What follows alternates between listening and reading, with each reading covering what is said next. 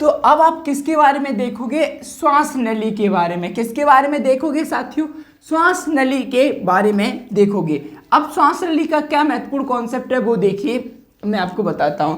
तो दोस्तों आपने क्या क्या देख लिया, आपने मुख के बारे में देख लिया, मुख, और उससे पहले क्या था, नाक। अब बात आती है श्वास नली। किसकी, श्वास नली। ये दोस्तों श्वास नली क्या होती है, इस प्रकार से होती है, मान लीजिए इस प्रकार से। ये क्या है, ये श्वास नली है, और ऐसे ऐसे छल्ले भी होते हैं सी आकार के।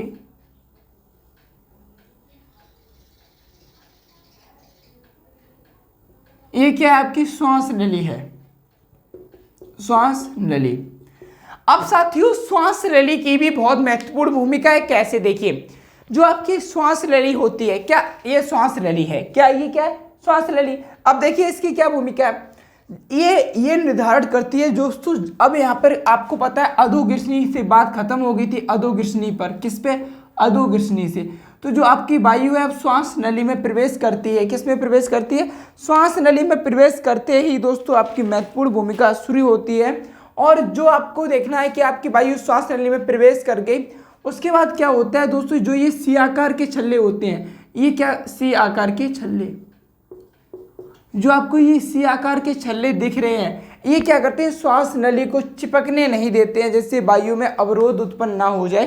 तो ये क्या करते हैं, इस नली को चिपकने नहीं देते हैं। और ये श्वास नली आगे चलकर दोस्तों दो शाखाओं में विभाजित हो जाती है। ये श्वास नली आगे चलकर दो शाखाओं में विभाजित हो जाती है। एक शाखा जाती है बाएं फेफड़े की तरफ और दूसरी शाखा जाती है दाएं फेफड़े की तरफ। फेफड़ा ठीक से बनाते हैं फिर आपको समझाते हैं। क्या दोस्तों अभी तक आपने ये जाना कि जो आपकी श्वास नली है वो आगे चलकर दो शाखाओं में विभक्त हो जाती है। कितनी शाखाओं में दोस्तों, ये देखिए दो शाखाओं में विभक्त तो हो रही है। मान अब सपोज कर लीजिए ये आपका बायां फेफड़ा है और ये आपका दायां फेफड़ा है। यानी दोस्तों आपकी जो श्वास नली है वो आगे चलकर दो शाखाओं में विभक्त हो रही है। एक शाखा ये है जो आपको ये दिख रही है, और ये आपका कौन सा, दायां फेफड़ा है। मान लीजिए ये आपका कौन सा है, दायां फेफड़ा। और एक शाखा किस में विभक्त हो जाता है, बाएं फेफड़े में। अब ये क्या है दोस्तों आपकी, ये इन्हें बोलते हैं श्वसनी। ये क्या होती है, श्वसनी। और ये क्या है आपके फेफड़े, ये क्या हुआ है, फेफड़े। अब देखिए अब जो दोस्तों आपका श्वसनी होता है ये क्या होता है, फेफड़ों में जाकर कई सारी शाखाओं में विभक्त हो जाते हैं। देखिए ये देखिए कई सारी शाखाएं आपको दिख रही हैं।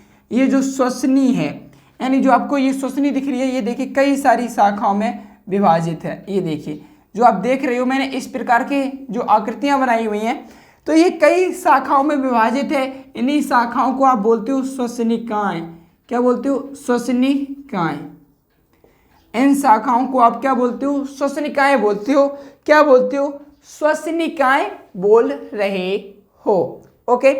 अब साथियों ये श्वसनाएं क्या करती हैं, अपने आगे एक गुब्बारे जैसी संरचना बना लेती हैं। ये देखिए ये सभी श्वसनिकाएं आगे चलकर एक गुब्बारे जैसी संरचना में विभक्त हो रही हैं। ये देखिए ये मैंने आपके लिए गुब्बारा बनाया हुआ है जिससे आप खेल सकते हो। एक गुब्बारे जैसी संरचना आप देख सकते हो।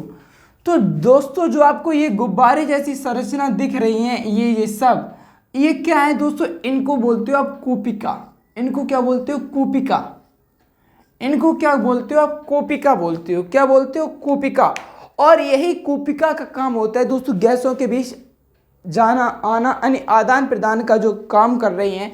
आदान प्रदान, गैसों के आदान प्रदान में जो महत्वपूर्ण भूमिका निभा रही हैं वो कौन है, आपकी कूपिकाएं हैं। ये क्या करती हैं, गैसों के आदान प्रदान,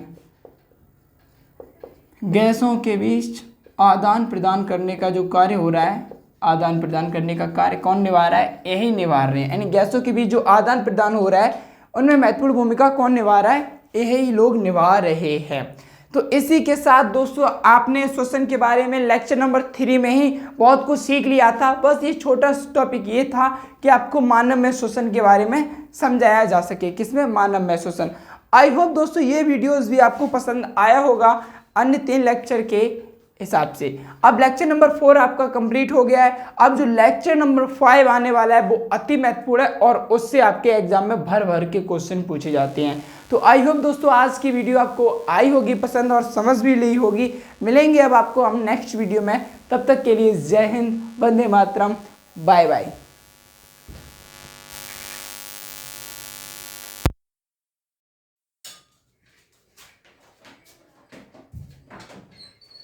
सब्जी अच्छी बना हुआ है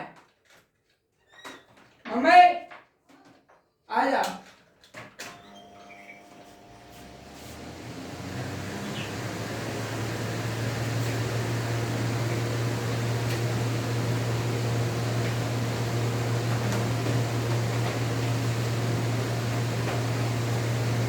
आया नहीं रमजीत?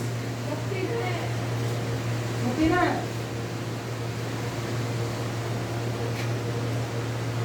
अभी मैं नहीं क्यों मुंह कर रहा है लेकिन और साफ पिटर हमारा नाम जानी है और हम तो इच्छा पूरी कर दी है पीटने वाली है यार।